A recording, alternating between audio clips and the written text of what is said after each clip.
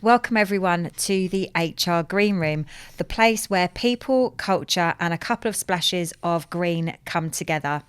We're your hosts. I'm Louise Johnston, Head of Customer Success at Phase 3. And I'm James Proctor, COO at Phase 3.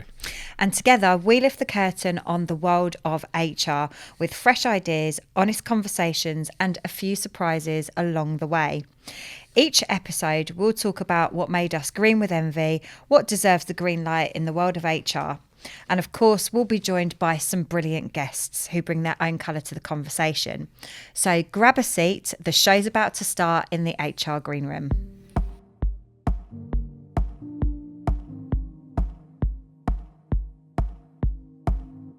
So today we're going to speak about the business case for HR tech. And Phase 3 have written the 12 steps to successful HR tech implementation.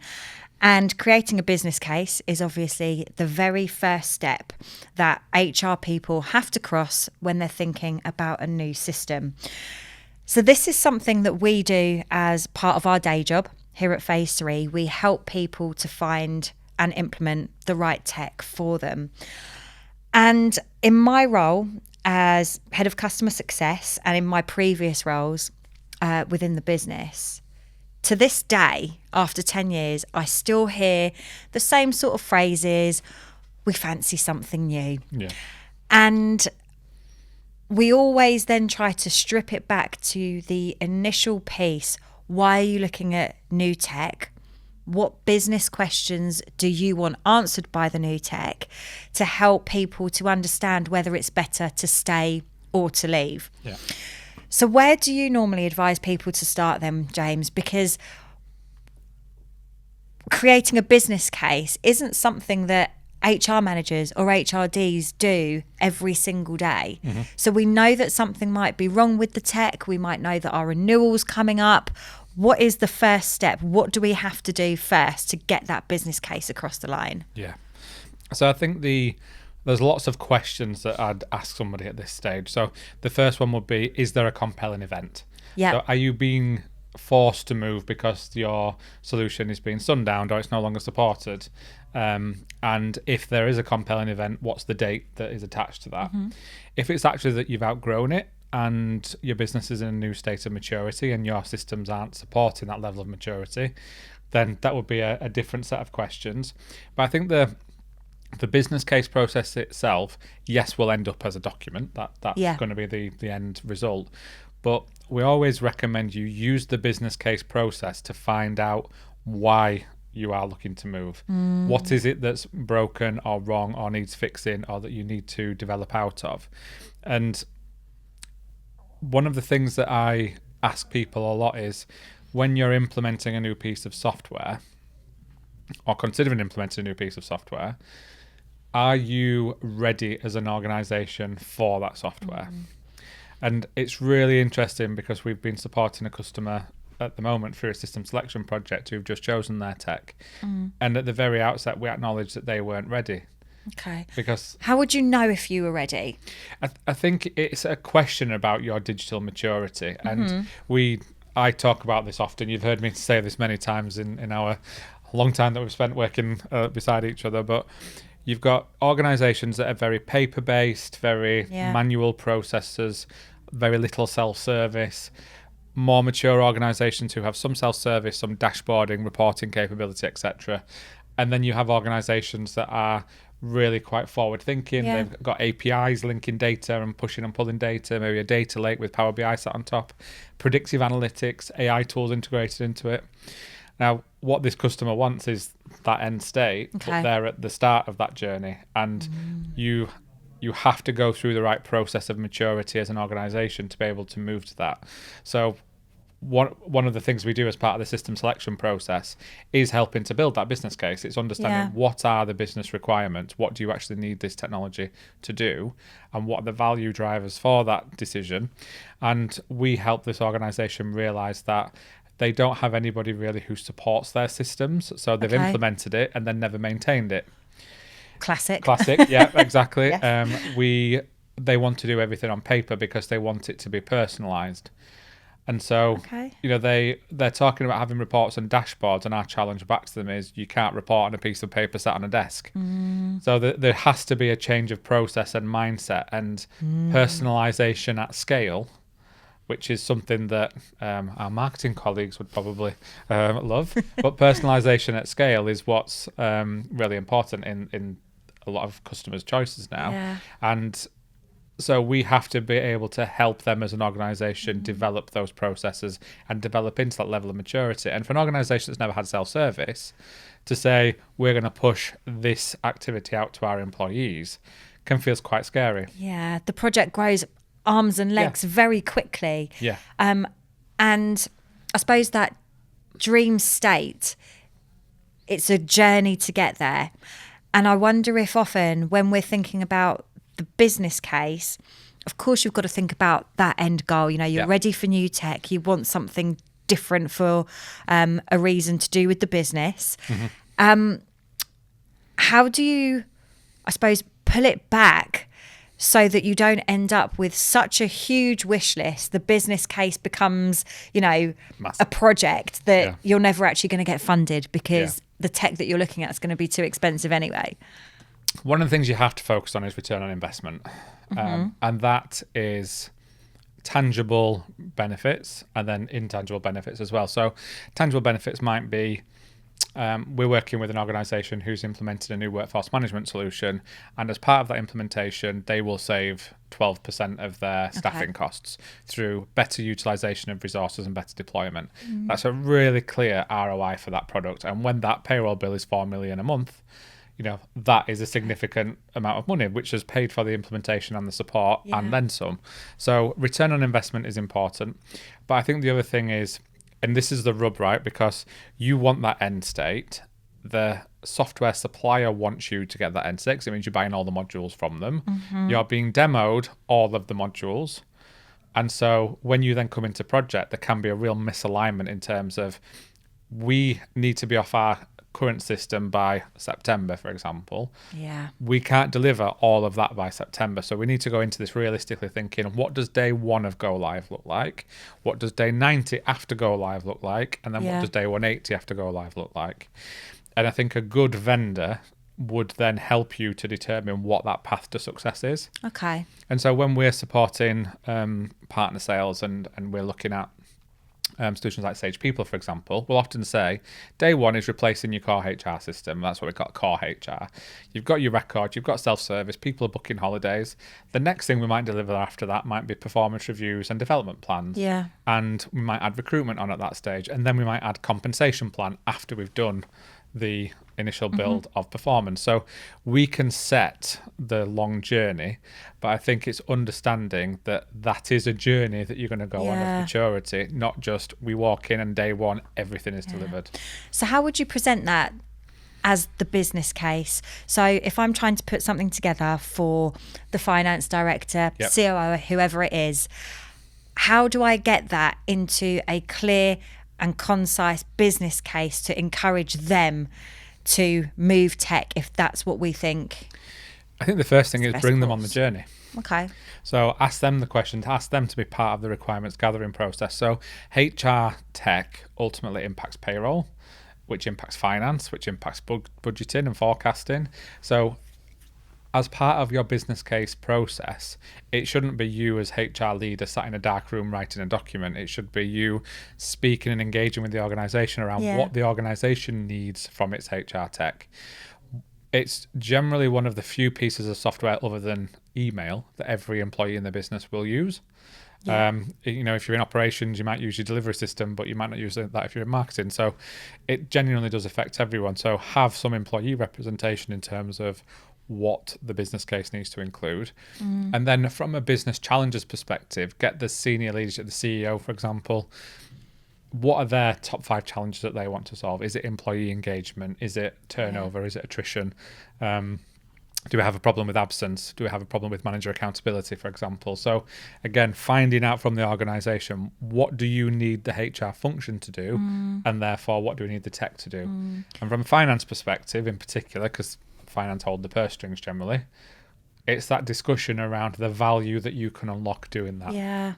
Yeah, because we had a customer many years ago. I would say probably high revenue, cash rich, who were operating on pen and paper, spreadsheets. And when we were working with them, a lot was uncovered in terms of data breaches. Their payroll platform was extremely close to falling over, running far too many payrolls on Sage 50, for example. We could see that there were a lot of issues. This organisation was beyond ready for HR tech. But ultimately, the company owner said, if it's not broke, I'm not willing to spend. And I think that was I think the project was going to be... I remember going to see them together. Yes, you know who I'm talking about. And I guess it's just an interesting one that I still think back to, because they were certainly ready, but the business case was essentially torn up because the owner could not see the value. Even though it was presented in terms of risk actually to those employees not being paid, and probably the publicity nightmare that would ensue after that. So sort of looking back, because it must have been 8 years ago, what advice would we give now? Because there'll still be organisations like that all over the place. And they still haven't moved. We know that. We know. Have they not? So wasn't sure. I think in terms of the value there, one of the real challenges is if you're on a piece of software that you shouldn't be on, then the business case is going to be painful to get approved. Now, we've seen that recently. There's a lot of businesses moving away from BrightPay, for example, because it's changing its support and it's moving from desktop to cloud, etc. But there are a lot of customers who've got maybe 500-600 employees using BrightPay. Now, it's not technically designed to carry that volume of employees. And so you're doing that at risk. Now, to go from something like BrightPay, where you're paying probably pounds in total, hundreds of pounds, not thousands of pounds, to then a solution that is actually equipped and capable to deal with that volume of people is going to be a big price increase.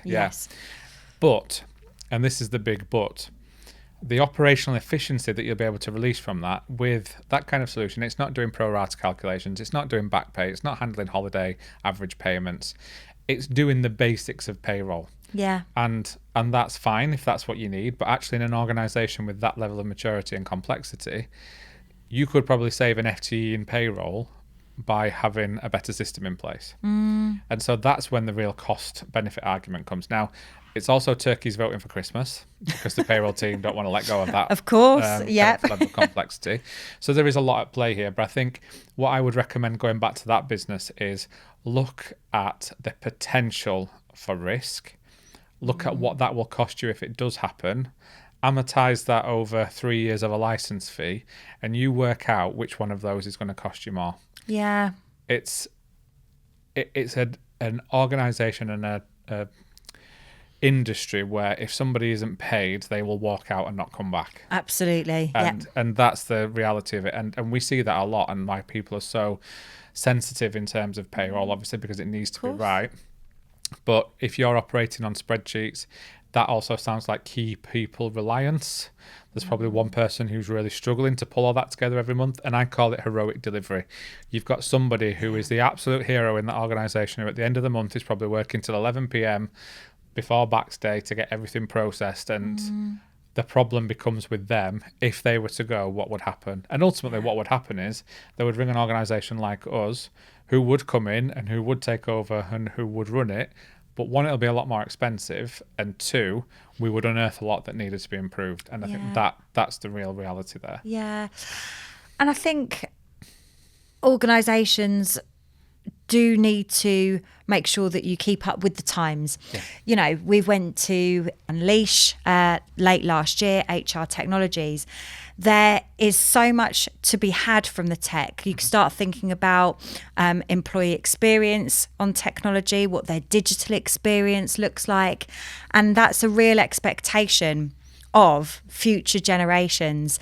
And if you're not starting on your HR and payroll tech journey now, at some point, like you said, you'll either be forced to start because there is that risk, something will fall over, or it will be that something in the organisation happens and you need to make that case for change now, before you do end up losing talent or losing, your best people, or struggling to recruit because your tech isn't up to date. Yeah. And doing nothing is still a decision, isn't it? Yes. You're taking a decision that actually we don't need to change anything. So I would think business case wise, the key elements you're going to include, budget is obviously one of them. You're going to have to work out what it's going to cost you. You're going to have to bear in mind that there'll be a CapEx versus OpEx consideration, and there'll be usually an implementation fee. So that's got to be taken into account in the early stages, along with paying for your old provider as well. Yeah. So that's part of the business case. Return on investment and those benefits, and make a list of what those benefits are so that you can revisit this in a benefits realization process at the end of the journey. The other thing you need to take into account is resource availability in your team. Yes. Change, and how you can manage that change, and how you will manage that change, because it's going to be something that impacts everybody. And then ultimately, what is the actual business case? What is the thing that is driving this decision? And from that, what I would say is look at where the pain points are in the organisation. But as I said, ask managers about their frustrations with the hiring process and the firing process. And often it is, you used the phrase earlier, what good looks like. It's difficult sometimes for HR to understand what a good HR system looks like because they've never had one. Yeah. And again, that's what we hear so often. We just don't like it. Yeah. We don't know what we don't know. What could the future look like? What does good look like? And then you enter into conversations with the vendors quite early on. You get excited by the art of the possible. Yeah. And I think that's where, again, HR leaders need to go back to the business case and questions that you're actually trying to answer. Otherwise, it is easy to get swept into something, and you can lose that vision of what you actually want to do. Yeah. So instead of answering your business case, you're looking at lovely new tech that's got, I don't know, number plate recognition as you go in the car park for etc. But that was never in the original scope. Yeah. And you've forgotten the fundamental point, Yes. which is, can we get new starters on boarded, probably. Yeah. I think this is where I always grimace, I would say, when I see people online saying, does anybody recommend a good HR system? Yeah. I think it's often the first thing we do, isn't it, when we've got a decision to make? We go and ask other people. But I always remember we've delivered presentations on the 12 steps, as we said, for years. Your cue card normally has written on, who are you and what do you need in your organisation? And I've used this analogy a lot, but if I was buying a suit versus you buying a suit, we'd have very different requirements. It's going to depend on not just the size and the fit, but also the kind of material you use, and whether you're going to be using it every day or whether it's only for special occasions and it's something that you're not going to use that much. We have very different needs out of that same buying process. Yeah. And being a bad buyer with HR tech looks like somebody who wants everything, doesn't want to pay a lot for it, and wants it all done immediately. Yeah. And we can see those red flags straight away when we're in projects. So the other big red flag that I see on projects in sales cycles is when a HRD or a CPO is the person leading the sale, and they're the person that says, yes, I'm going to be leading this implementation. And I start to think, I know how busy you are. This isn't going to land well if it's been How's it gonna done be time? as part of your job when you're probably already overloaded. Yeah. So I think that's the other key piece of advice for the business case is write into that, how are you actually going to deliver this project? Yeah. And I think, well, one of our steps is all about knowing your stakeholders, but that is important from the offset with the business case, because depending on your size of organisation, do you have project managers that can help you? Who are your allies in IT that would go through implementation? How does it link back to finance? An HR tech project isn't just HR. Yes, absolutely. We, at the start of projects, we always do a kickoff call. And as we're in the kickoff call, we talk through the various stages of the implementation. Now, at this point, they've bought it. There have been instances where we're on calls with HR teams who've never seen the system that's been purchased. And that's where, again, I get really disappointed, because I think, these are the fundamental subject Yeah. matter experts that are going to be involved in this, and yet they weren't involved in the buying cycle. And that shows me a position of weakness from that organisation in terms of their implementation. So again, I think we always say, as the kind of top tip in this 12 step, use the business case to ground your thinking in terms of what you need, why you need it, if you need it, Yep. and how you're going to change your behaviours. Because there's a favourite saying, isn't there? If you always do what you've always done, you'll always get what you've always got. Yeah. And if you buy a new product and then implement it to mirror your old products and don't support it or stand it up, Yeah. and you use the analogy of a car and its MOT a lot, don't Yeah. you? Yeah. It's the same principle, that if you're not putting fuel in the car, you're not having it checked annually, you're not maintaining the tyres, you know that it's not going to work as well as it should.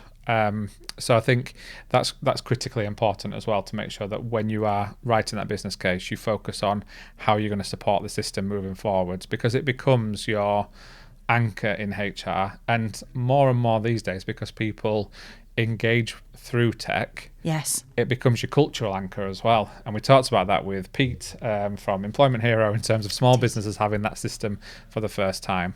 But when we talk about HR tech now, you've already mentioned, we've got employee engagement, pulse surveys, NPS surveys in there.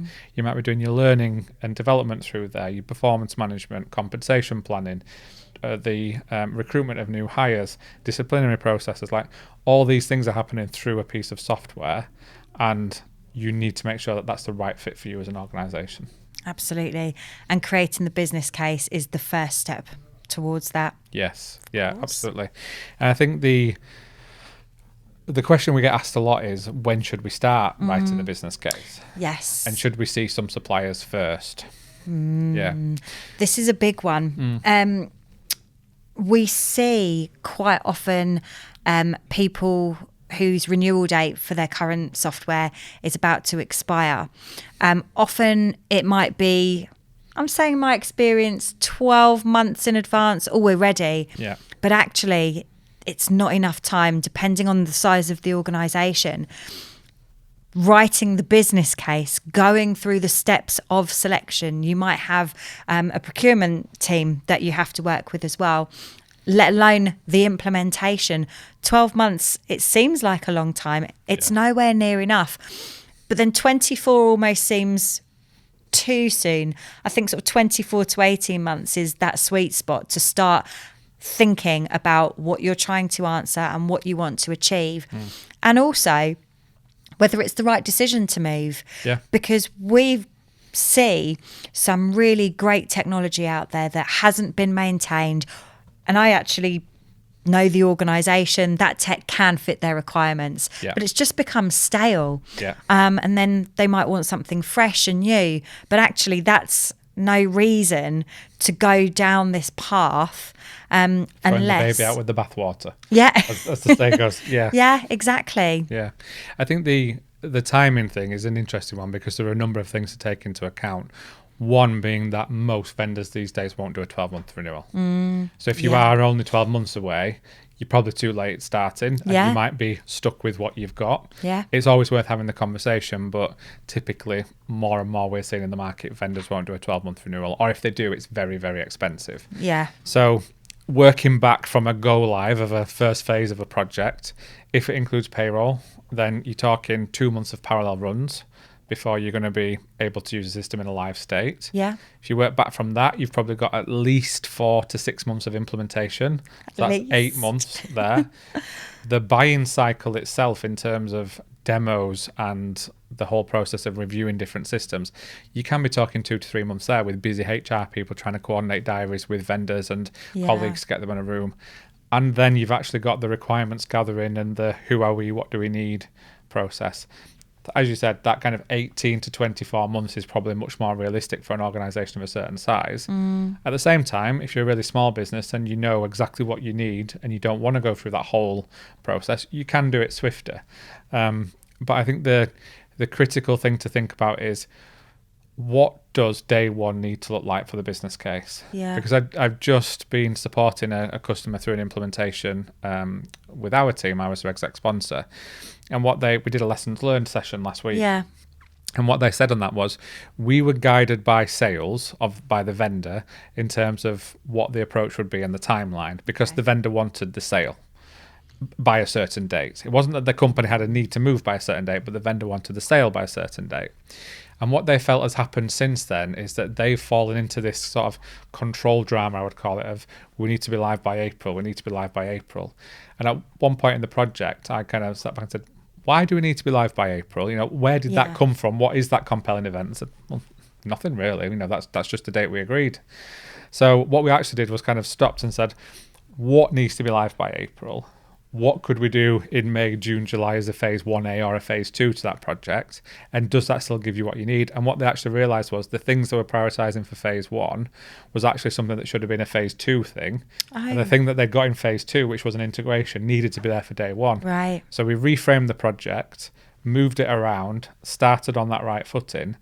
And the lesson learned there was, don't buy into the control drama of a certain date because that's what the sales team had told you. Right. And that's the same for the rest of the organisation. If payroll are saying to you, we've got to be live by April, is that just because it's easier for them versus what's right for the organisation? Yeah. It's the why. Yeah, a really critical thing to challenge is that timeline and when we're doing it and why.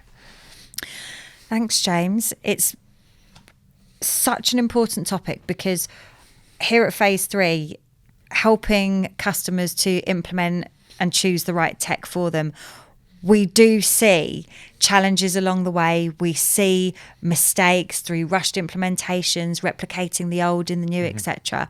So I really do think that the 12 steps and understanding where you are as an organisation and why you are actually going on this journey is crucial. Yeah. Going into it with your eyes wide open as well. You say something to nearly every HR director you meet when we're first having these conversations with them, which is, in your career, you might do this once or twice, changing out an entire system and doing this transformational project. We do it all day, every day, for the last 10 years, the 20 between us. Yeah. We've been there, seen it, done it, got the T-shirt, got the battle scars. So it's always worth asking the question. It is. And I actually saw a post from... I think it was Ros Whitelock, actually, who is somebody we've worked alongside for many years, and she works at a Dayforce implementation consultant now. And she actually said there is no such thing as a perfect implementation, and I would agree with that wholeheartedly. You have to go into this knowing that there's going to be some bumps along the way. Every project has challenges, and it's how you're framing those challenges and handling them that defines the success of the project, not expecting that you're not going to have them. Yeah. And it's nice when you work with a consultant that partners with you in that way, that can say, right, this is the section where it's going to be tricky.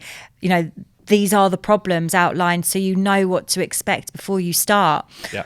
Because I think when you do start on the journey and you've had the sales pitch, you've seen Utopia, it all looks very nice and exciting, people start rushing and you get given a project plan that maybe fits what the vendor wants to do. And it might look on paper like you can achieve it in your organisation. But like we said, part of that business case is looking at what is happening in your organisation as well. Have you got anything serious that would take away any of your resource or your funds from the HR project and into something else? So we did a project with a company a few years ago now.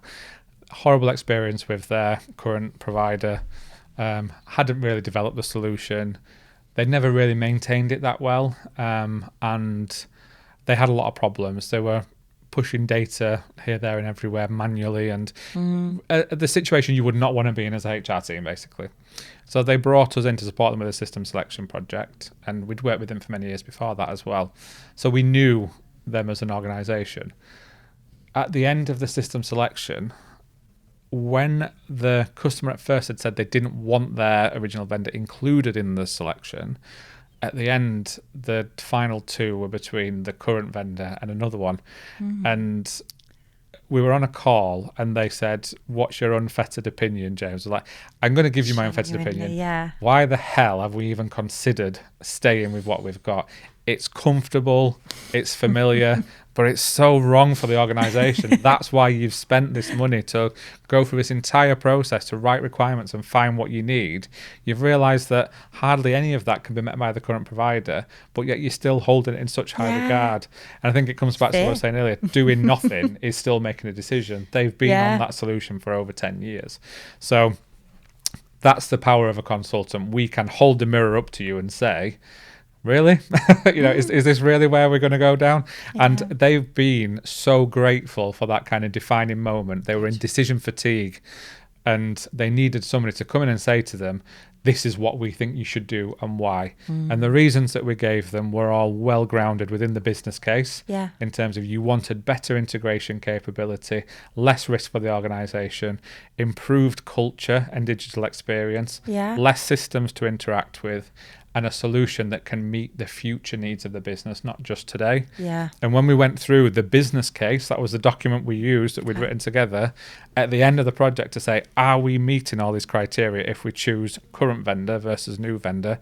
The answer became obvious. Where are they in their journey now?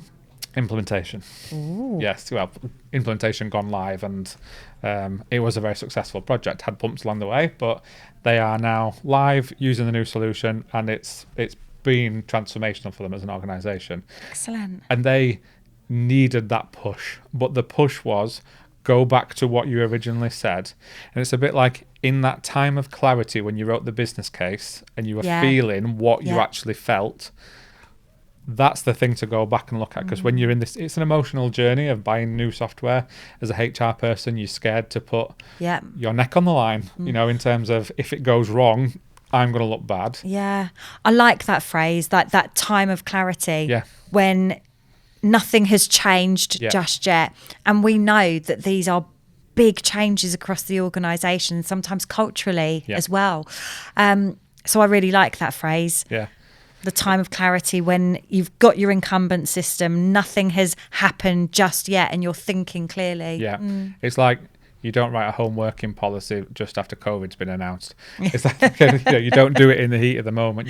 You have that in place already. So I ultimately think the business case is the grounding point of the entire project. Use it to help sell this to the organisation, to define the benefits that you're going to unlock through this process, but be realistic at the start.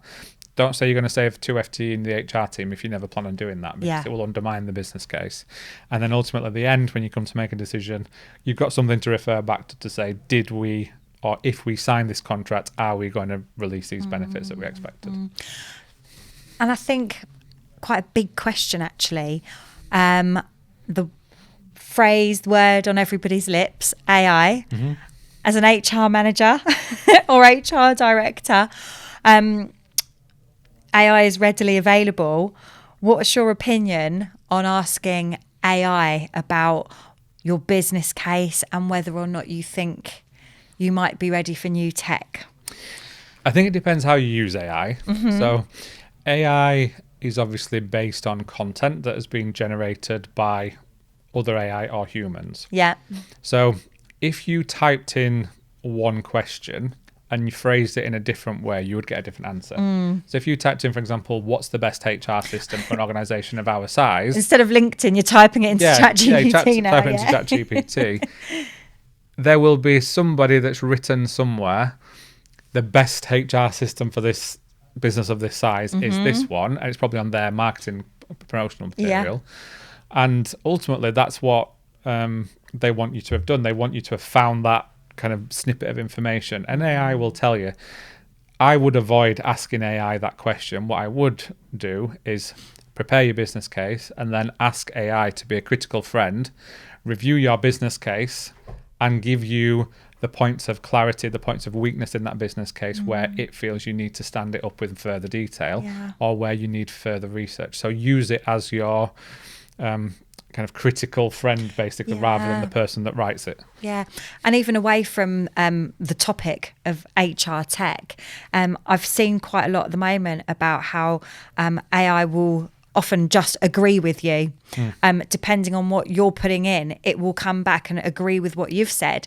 So if it's, we've had the system for X number of years, it's clunky, it's making errors, we don't think that it's quite right for us, it will say, yes, why don't you go and look for something else? It's Yeah. not going to challenge in Yeah. the way that we would. we would Yeah. essentially. Yeah. Yeah, it's interesting. Yeah. And I think AI in HR is going to be more and more common, and it is going to influence the way that we work and influence the way that we implement as well.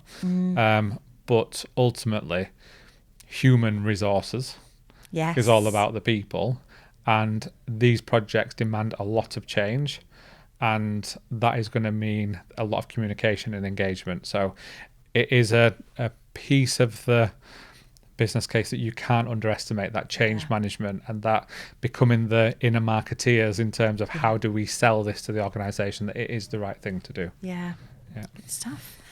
Thank you, James. Well, I think that brings us almost to time on the business case for HR tech. So one of our segments that we always do here in the HR Green Room is ask what made you green with envy this week. I suppose I'm going to tie it back to the business case in a certain extent, and I think doing that lessons learned review with the customer last week, which was really interesting, it gave me sort of green with enviness about the fact that there was such a strong project team that had a really clear vision and really wanted to commit to delivering, and it's very rare that you find a customer project team that are so prepared, so ready, so well governed. So yeah, I would say that's what made me green with envy. I wish that every implementation ran the way that one did, because it was incredible. Excellent. Yeah. Good stuff. Thank you. So all that's left to say now is thank you for joining us here in the HR Green Room. We'll be back again in 2 weeks with more honest conversations, some brilliant guests coming up, and of course the regular Green with Envy and Green Light moments. So don't forget to subscribe, leave us a comment and join the conversation. And until next time, keep giving the green light to things that matter the most.